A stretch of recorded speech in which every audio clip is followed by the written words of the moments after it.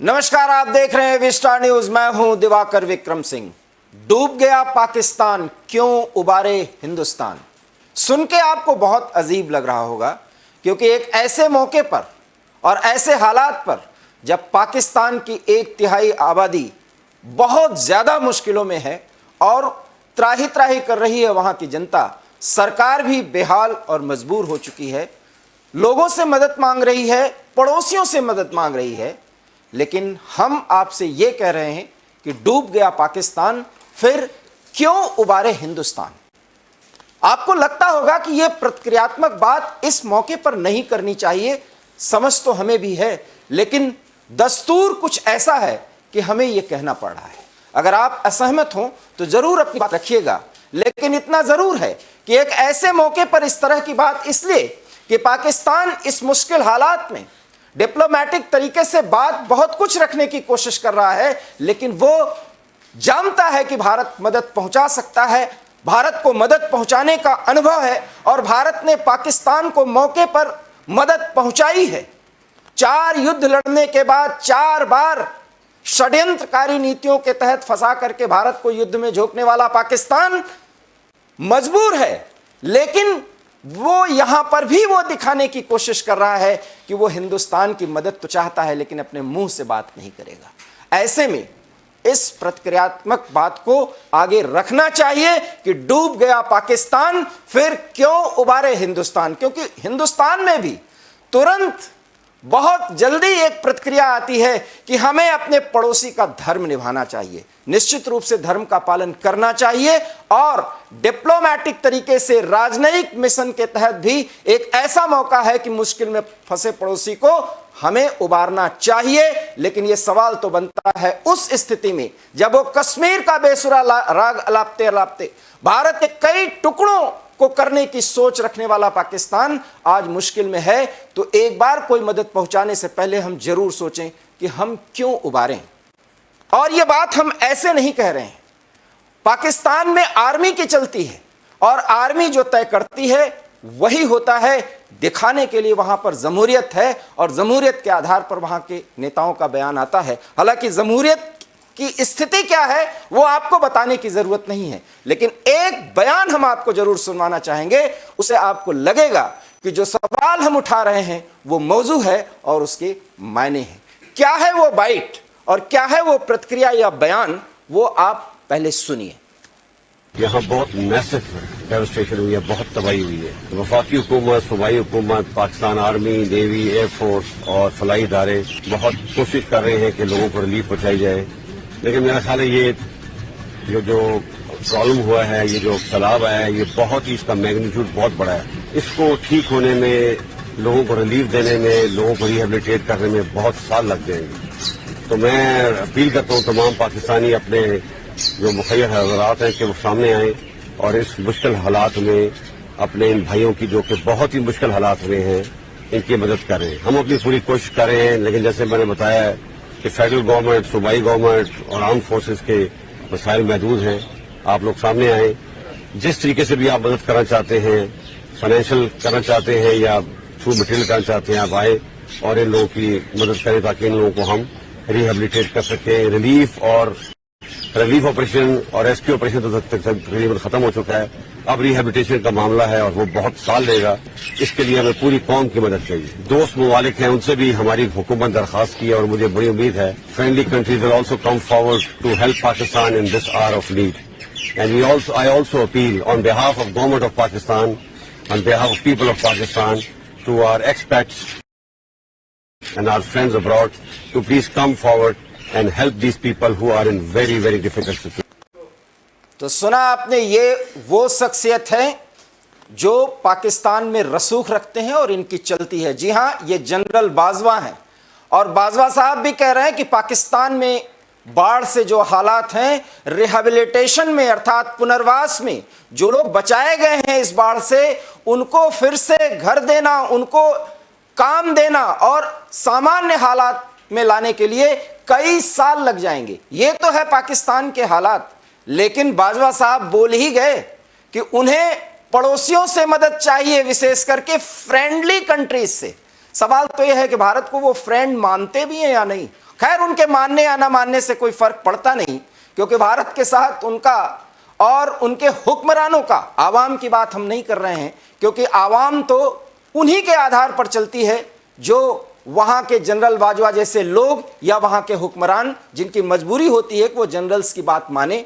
लेकिन general Bajwa appeal भी कर रहे हैं तो फ्रेंडली कंट्रीज से अपील कर रहे हैं।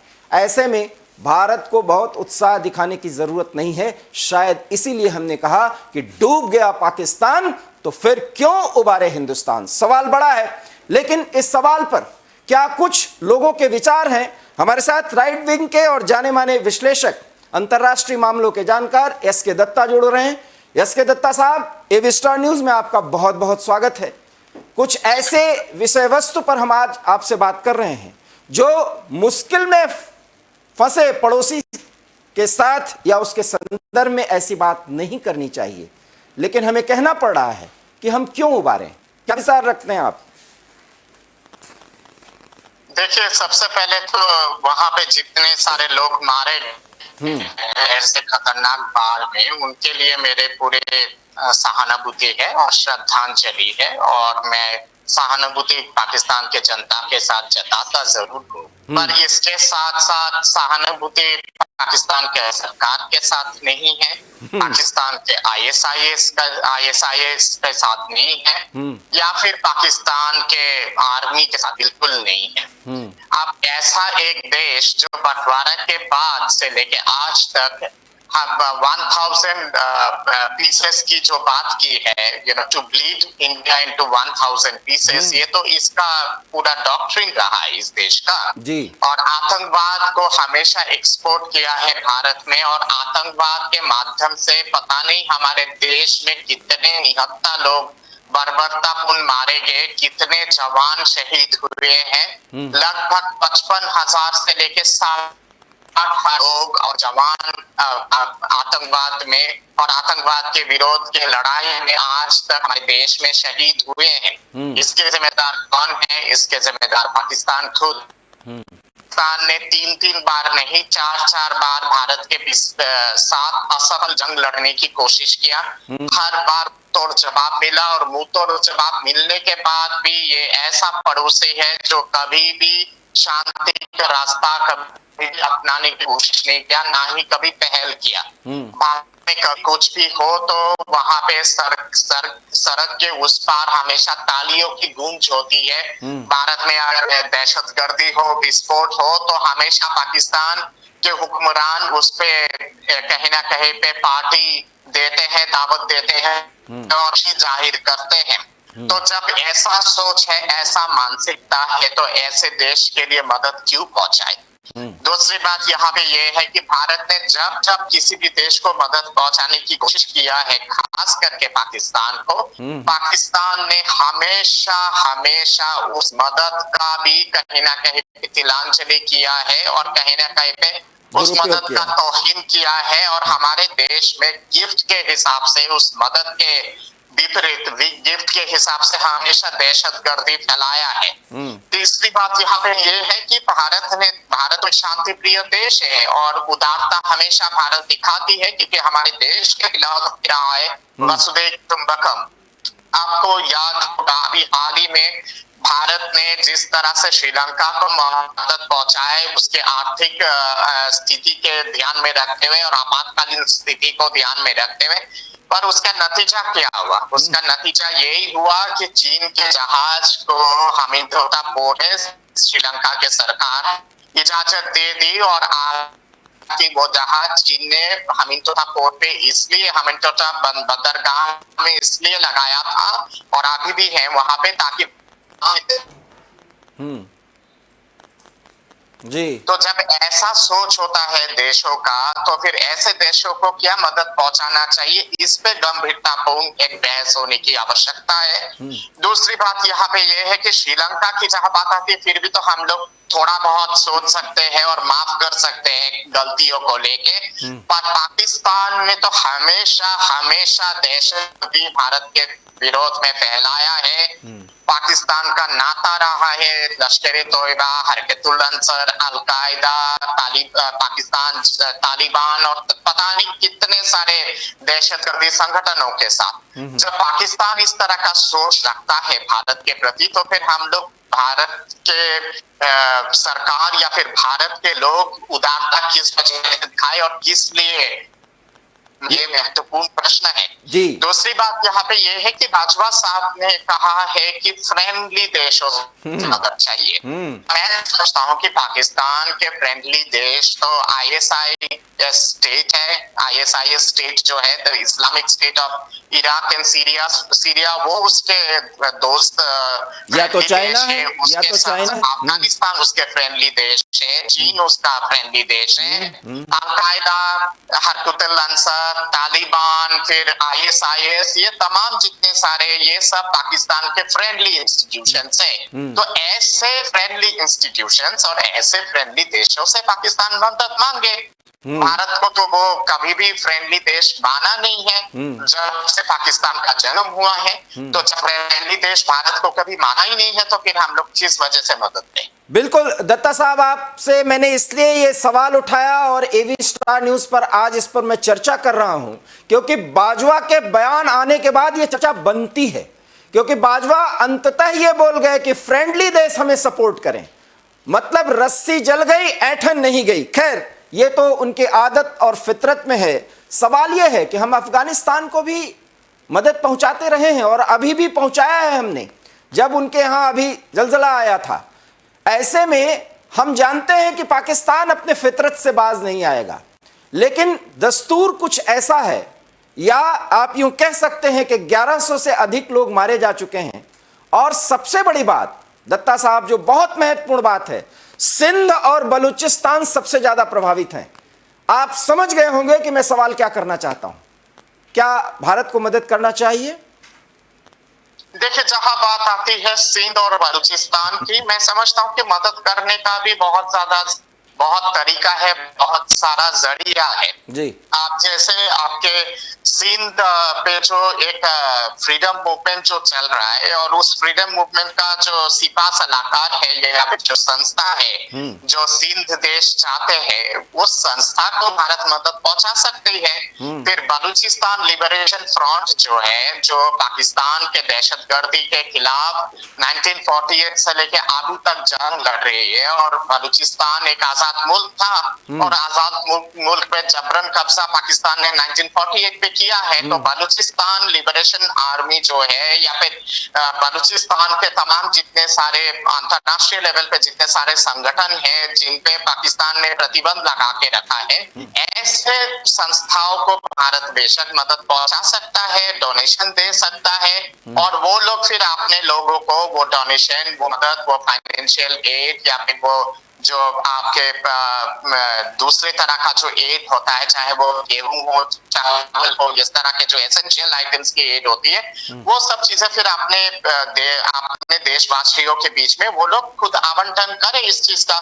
सिंध के साथ भी वही हो सकता है। सिंध में जितने सारे संस्थाएं हैं, जितने सारे संगठन हैं जो सिंध के आजादी की मांग कर रहे हैं या फिर सिंध के आजादी को लेकर पाकिस्तान के हुक्मरानों के विरोध में जो लड़ाई लड़ रहे हैं और पाकिस्तान के जो ये दहशत सरकार है उसके विरोध में जो लड़ाई लड़ रहे हैं, ऐसे संस्थाओं को, ऐसे संगठनों को भारत या फिर भारत के तमाम सारे लोग हैं जो या फिर संस्थाएं हैं जो मदद पहुंचाना चाहते हैं, वो लोग उनसे संपर्क करके उनके अकाउंट पे मतलब कि फाइनेंशियल एड या फिर आपके तमाम जितने सारे दूसरे तरह के जो एड है, जैसे एसेंशियल फूड आइटम्स की एड है, ये सारी चीजें के माध्यम से उनको मदद पहुंचाया जा सकता है। थर्ड के माध्यम से भी मदद पहुंच सकता है बलूचिस्तान के लोगों के लिए या फिर सिंध प्रांत के लोगों के लिए। जैसे आप जितने सारे अंतरराष्ट्रीय लेवल पे जितने सारे मानव अधिकार के जितने सारे संस्थाएं हैं, उनके माध्यम से ये मदद पहुंचाया जा सकता है।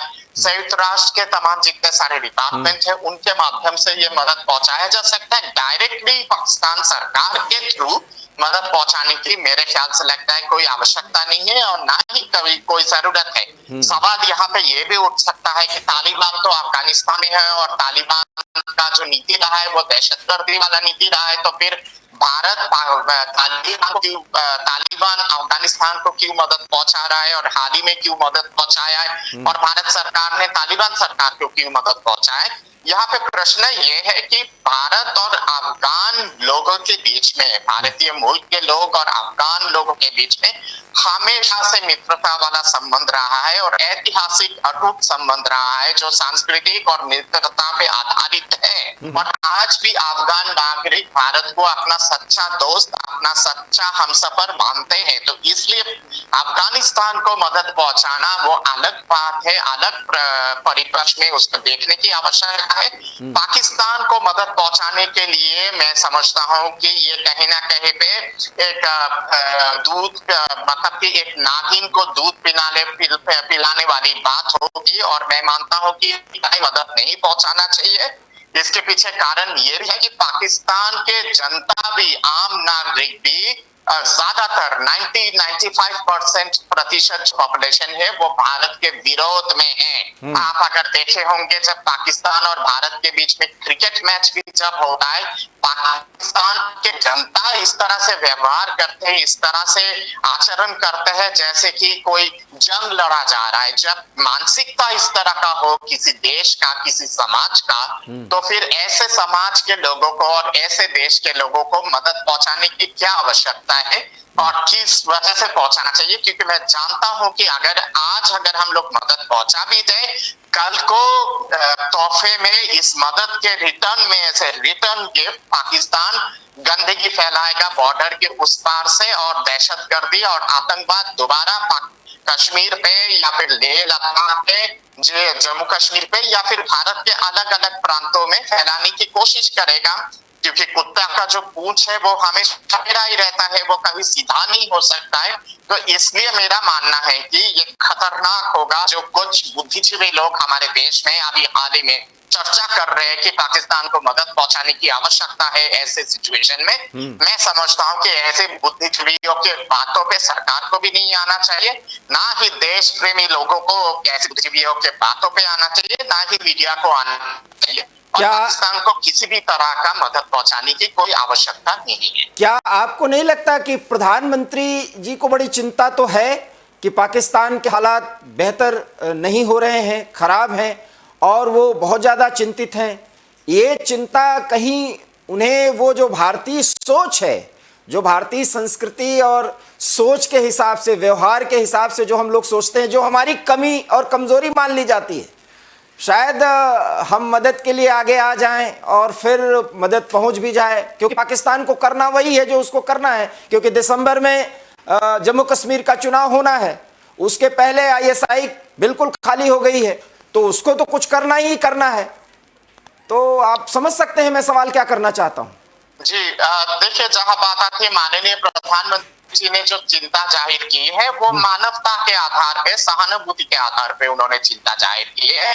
हम तो ऐसे देश के लोग हैं और हमारे देश का संस्कृति ऐसा है कि अगर कोई एक चींटी भी अगर मर जाए या फिर एक छोटा सा जानवर भी मर जाए तो फिर हमें बहुत पीड़ा होती है, चिंता होती है। यहाँ पे तो लोगों की जिंदगी का सवाल है और हजारों में लोग बेघर हुए हैं, लाखों में लोग बेघर हुए हैं और उसके साथ साथ हजारों में मौतें हुई हैं। तो नेचुरल है कि सहानुभूति के आधार पे चिंता तो है और उसके साथ साथ सहानुभूति भी है। और सहानुभूति के साथ साथ ये भी सोचने की बहुत आवश्यकता है ना कि ये कहीं ना कहीं पे मानवता और दानवी शक्तियों के बीच में जंग है। शांतिपूर्वक जो लोग हैं, शांतिपूर्वक समाज के जो लोग हैं, जो शांति चाहते हैं जैसे भारत, और पाकिस्तान जो हमेशा अशांति चाहते हैं और दानवी हरकत करते हैं। तो ये कहीं ना कहीं पे जो लड़ाई है वो लड़ाई है शांति और अशांति के बीच में। ये लड़ाई है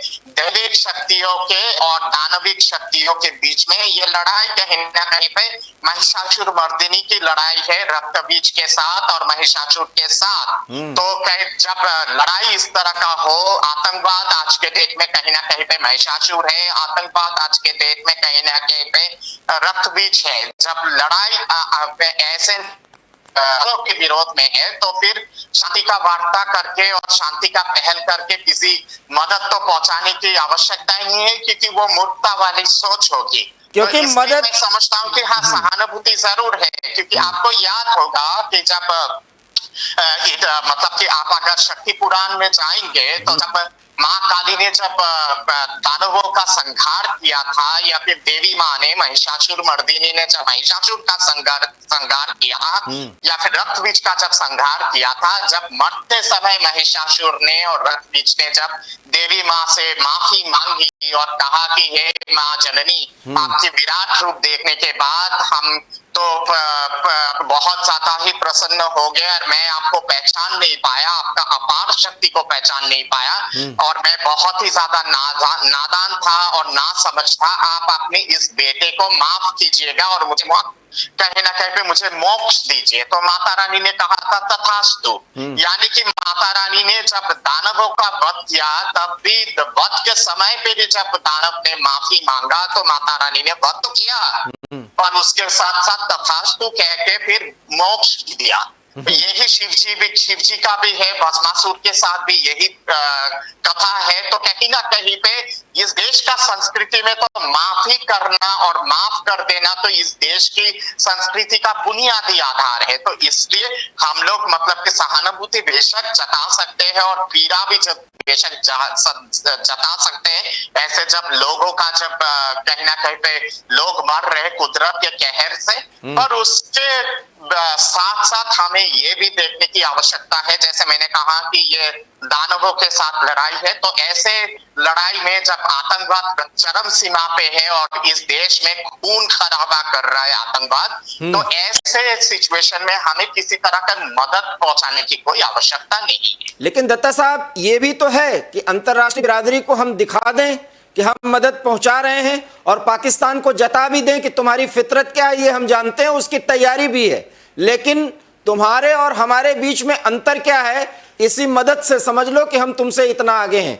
ये डिप्लोमेटिक तरीके से ऐसा कुछ भी तो हम कर सकते हैं, और अगर ऐसा कर सकते हैं तो हमें ऐसा ही करना चाहिए। शायद इस बात की भी जरूरत है।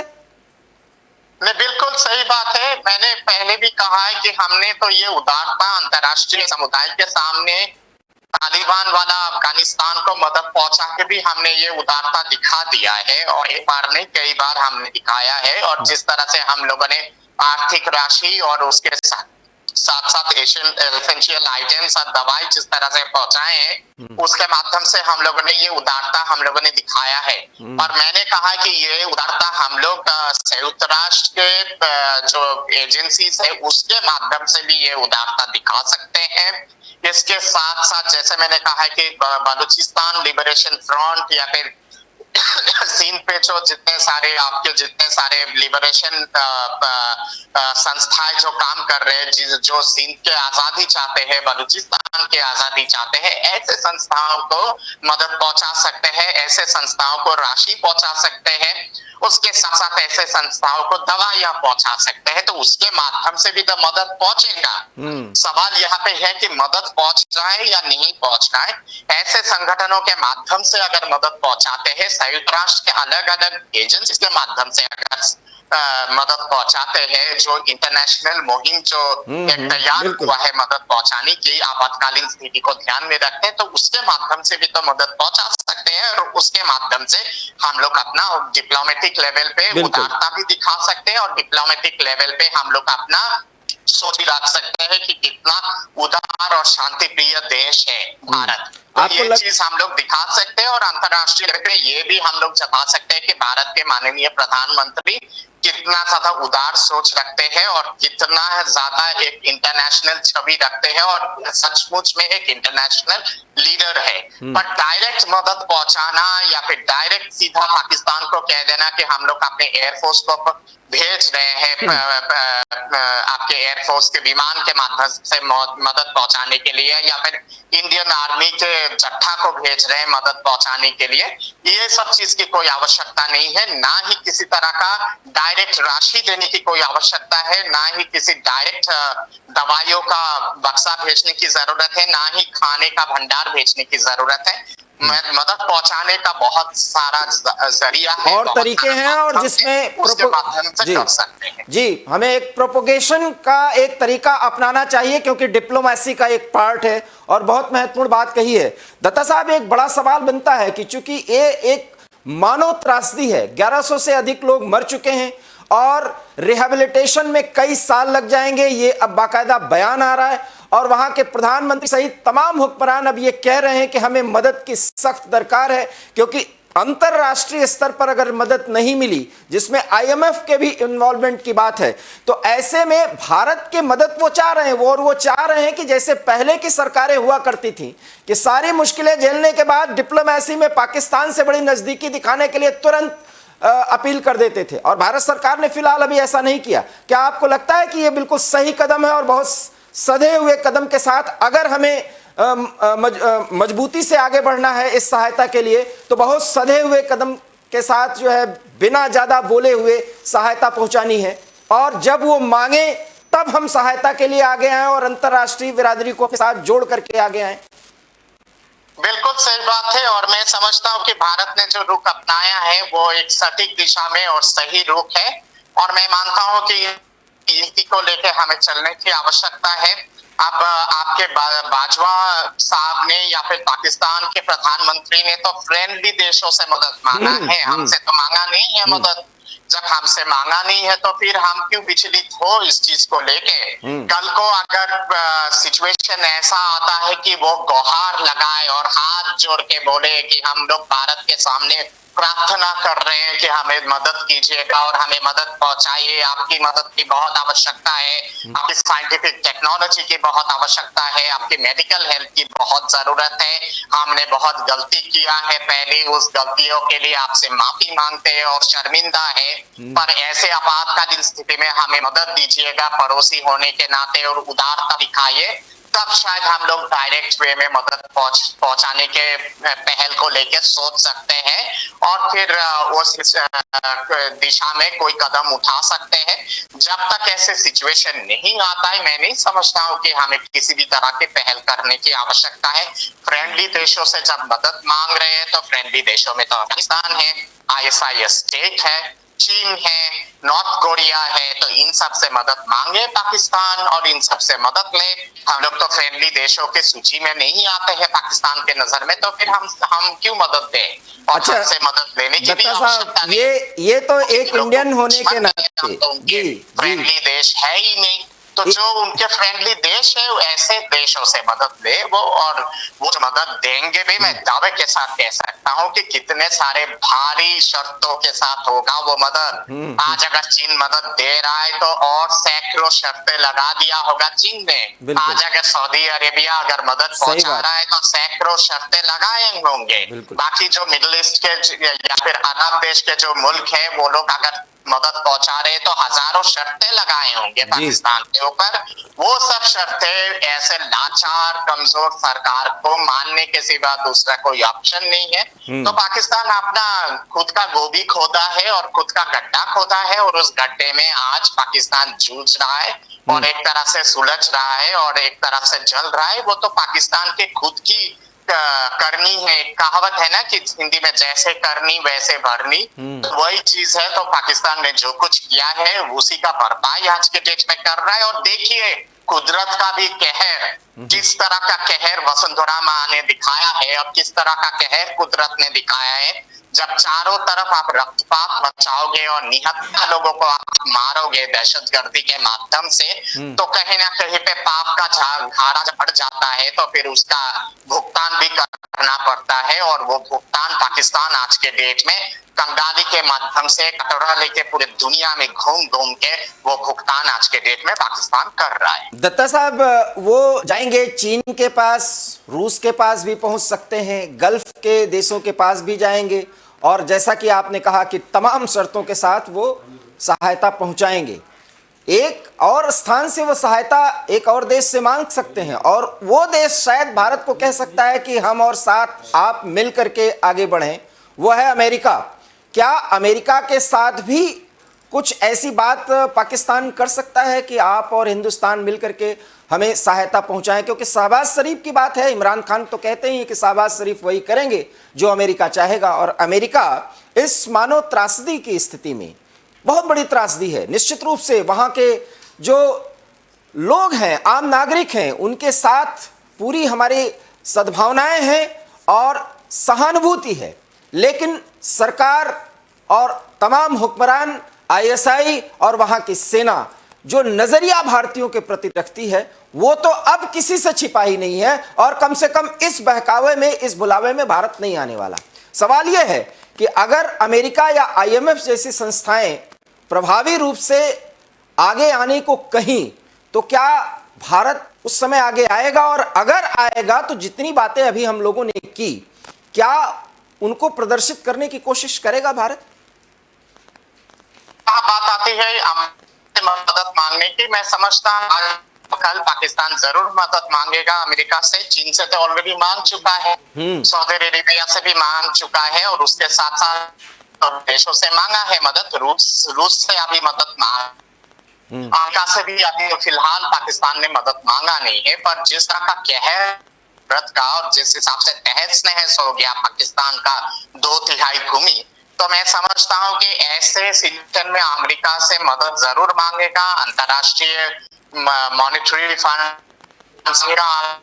और से भी मदद, और अमेरिका से मदद जब मांगेगा, हो सकता है कि अमेरिका की सरकार भारत सरकार से संपर्क करे इस विषय पे, और इस पे गंभीरतापूर्ण एक चर्चा हो सकती है और एक सुलझा हुआ और सुझा हुआ रणनीति तैयार हो सकता है, जिसके माध्यम से फिर किसी तरह का तय हो सकता है। पर वो तब इस चीज पे दृष्टिकोण डालने की आवश्यकता है, या फिर तब इस चीज पे पहल करने की आवश्यकता है जब ऐसा सिचुएशन पैदा हो या फिर ऐसा सिचुएशन सामने आए। फिलहाल ऐसा सिचुएशन या फिर ऐसा परिस्थिति आया नहीं है, तो इसलिए अभी इस पे मतलब कि टटोलने की या फिर पहल करने की आवश्यकता नहीं है, क्योंकि पाकिस्तान ने अभी अमेरिका से मदद मांगा नहीं है, ना ही अंतर्राष्ट्रीय संस्थाओं से, आईएमएफ से या फिर वर्ल्ड बैंक से गुहार लगाया है। बेशक एक बेल आउट पैकेज का गुहार काफी दिनों से लगा रहा है पाकिस्तान वर्ल्ड बैंक के सामने और आईएमएफ के सामने, पर वो दूसरा बेल आउट पैकेज है, वो इस आपातकालीन स्थिति को लेके नहीं है। तो वैसे सिचुएशन अगर पैदा होता है और वैसे सिचुएशन में पाकिस्तान के आर्मी या फिर पाकिस्तान के जो पपेट गवर्नमेंट है, कठपुतली सरकार जो है, वो अगर ऐसे सिचुएशन में ऐसा मदद अगर मांगता है अमेरिका से या फिर वर्ल्ड बैंक से या फिर आईएमएफ से, और वर्ल्ड बैंक या फिर आईएमएफ भारत का संपर्क अगर करते हैं या फिर अमेरिका की सरकार अगर भारत का संपर्क करते हैं एक साझा रणनीति तैयार करने के लिए, तो उस समय पे भारत के लीडरशिप इस चीज पे गंभीरतापूर्ण सोच सकते हैं, और फिर गंभीरतापूर्ण सोच के सारे एंगल को ध्यान में रखते हुए एक साझा हुआ नीति तैयार कर सकते हैं। पर वो सिचुएशन तभी आएगा जब पाकिस्तान मदद मांगेगा। मेरा अंतिम सवाल है, और ये बहुत कठिन है, शायद इसका उत्तर आपको देना पड़ सकता है, बहुत कठिनाई से आप देंगे। सवाल यह है कि देश के अंदर भी माहौल बन सकता है कि पाकिस्तान को हमें मदद पहुंचानी चाहिए। रिपीट कीजिएगा अपना सवाल। शायद देश में इस बात पर भी एक जनमत तैयार हो सकता है कि पाकिस्तान को मदद पहुंचाई जाए, क्यों नहीं मोदी सरकार इस पर स्टेप ले रही है? देखिए, देश के अंदर ऐसा जनमत तैयार करने की मैं समझता हूँ कि फिलहाल किसी तरह की आवश्यकता नहीं है, ना ही कोई जरूरत है, क्योंकि अक्सर हमारे देश के जवान शहीद हो रहे, आए दिन हमारे देश के जवान लेह लद्दाख पे या फिर जम्मू कश्मीर के प्रांत पे शहीद हो रहे हैं, और उसके साथ साथ आपके घुसपैठी जिस हिसाब से हर दिन प्रयास कर रहे हैं एलओसी को पार करने की या फिर अंतर्राष्ट्रीय रेखा को पार करने की, इंटरनेशनल लाइन को पार जो बॉर्डर है उसको पार करने की, तो ऐसे सिचुएशन में तो जनमत तैयार करने की मैं नहीं समझता। मैं राजनीतिक पार्टियों की बात कर रहा हूँ, मैं राजनीतिक पार्टियों की बात कर रहा हूँ दत्ता साहब। जी, राजनीतिक पार्टियों के साथ भी मैं जानता हूं कि कुछ राजनीतिक पार्टी ऑलरेडी एक तरह से ढिंडोरा पीटना शुरू कर दिए हैं कि पाकिस्तान को मदद पहुंचाना चाहिए, पाकिस्तान के साथ खड़ा होना चाहिए। खास करके मुख्य विपक्ष के तमाम जितने सारे पार्टी है वो कहीं ना कहीं पे पाकिस्तान के सुर में गीत गा रहे हैं। पर मैं मानता हूं कि भारत के संप्रभुता को ध्यान में रखते हुए, भारत के तमाम चीजों को ध्यान में रखते हुए और भारत के अंदर जो एक सोच है पाकिस्तान को लेकर, उस पे ध्यान रखते हुए मैं नहीं मानता हूं कि इस तरह के सोच पे कोई तवज्जो देने की आवश्यकता है। और मैं समझता हूं कि देश के सरकार ऐसे सोच पे कोई तवज्जो दे भी नहीं रहा है। ये पहले जैसा मूर्ख वाली सरकार है नहीं कि मुंबई कांड के बाद जाके मिलना और बिरयानी पहुंचाना और एक साथ बैठ के बिरयानी खाना, वैसा वाला सरकार ये है नहीं। ये बहुत ही राष्ट्रवादी विचार वाला सरकार है। तो मैं मानता हूं कि पहले की सिचुएशन अलग रही होगी, आज का परिस्थिति अलग है। और आज के परिस्थिति को ध्यान में रखते हुए जिस तरह से दहशतगर्दी पाकिस्तान लगातार फैलाने की कोशिश कर रहा है, इन सब चीजों को ध्यान में रखते हुए ये मूर्खता वाली सोच होगी अगर देश के पावर सेंटर में जो लोग हैं या फिर देश के तमाम राजनीतिक पार्टी या फिर देश के रूलिंग पार्टी अगर किसी भी तरह से ऐसे सोचते हैं पाकिस्तान को मदद पहुंचाने की और देश के अंदर एक जनमत तैयार करने की या फिर एक सहानुभूति तैयार करने की या फिर एक आम राय तैयार करने की कि पाकिस्तान को ऐसे सिचुएशन में मदद पहुंचाना चाहिए, मैं नहीं मानता हूं कि इस तरह का पहल सरकार कर भी रही है और ना ही इस तरह की पहल की कोई आवश्यकता है। बहुत बहुत धन्यवाद। हालांकि ये मानव त्रासदी है और प्राकृतिक प्रकोप पाकिस्तान की आवाम झेल रही है, पूरी सहानुभूति है, लेकिन जो सूरत हाल है और जो संबंधों का जो दायरा है, जो उसमें जो स्थिति है, उसके मुताबिक ये एक आम प्रतिक्रिया के तहत हमने इस विषय को उठाया था। हालांकि मानवीय संवेदनाओं को देखते हुए जिस स्थिति में वहां की आवाम है उसके साथ पूरा हिंदुस्तान खड़ा है, लेकिन वहां के हुक्मरान, आर्मी और आईएसआई के लोग जिस तरीके का प्रोपेगेंडा कर रहे हैं और रस्सी जल जाने के बाद ऐठन खत्म नहीं होने का एक भाव जो दिखा रहे हैं, वो जानते हैं कि भारत मदद पहुंचा सकता है और अगर भारत से मदद मांगा जाए तो भारत मदद देगा, लेकिन वो नहीं मांग रहे हैं, वो फ्रेंडली कंट्रीज से सहायता मांग रहे हैं। ऐसे में समय आ गया है कि भारत यह तय करे कि भारत पाकिस्तान के साथ अगर किसी इस तरह के सहयोग और संबंध में जाना चाहता है इस त्रासदी की स्थिति में, तो क्या वो फ्रेंडली स्टेट्स में आता भी है या नहीं, और अगर ये तय कर लिया जाए उसके बाद ही आगे बढ़ा जाए। अन्यथा सहयोग और सारे सद्भावना के बाद कुछ ही दिनों में पाकिस्तान की कारस्तानी येलो सी पर साफ दिख जाएगी और हमें यह नहीं भूलना चाहिए। इसलिए इस देश में कुछ ऐसे विशेषज्ञ हैं जो इस तरह की बात करते हैं और इस तरह की बात करके देश को आगाह करना चाहते हैं, सचेत करना चाहते हैं कि दरिया दिली दिखाने से पहले जरूर सोचिए, क्योंकि हमें सोचना चाहिए, अन्यथा हमारा वाक्य होता कि डूब गया पाकिस्तान, अब आओ हिंदुस्तान, तो हम ये कहते। लेकिन आज जो स्थिति है, सवाल यही है कि यदि डूब गया पाकिस्तान तो फिर क्यों उबारे हिंदुस्तान। हो सकता है आप हमारी बात से सहमत नहीं हो, लेकिन एक बार जरूर विचार कीजिएगा, दुश्मन देश की पकड़ और उसकी पहचान दुश्मन के रूप में ही होती है। मानवीय संवेदनाओं की कद्र हिंदुस्तान से अधिक और कौन जानता है, लेकिन हालात ऐसे हैं कि हमें बहुत संभल के कदम आगे बढ़ाना पड़ेगा। एवी स्टार न्यूज में इतना ही। देश और दुनिया की तमाम खबरों के लिए आप देखते रहिए एवी स्टार न्यूज, क्योंकि यहां खबरों का सिलसिला कभी नहीं थमता। फिलहाल मुझे दीजिए इजाजत, नमस्कार।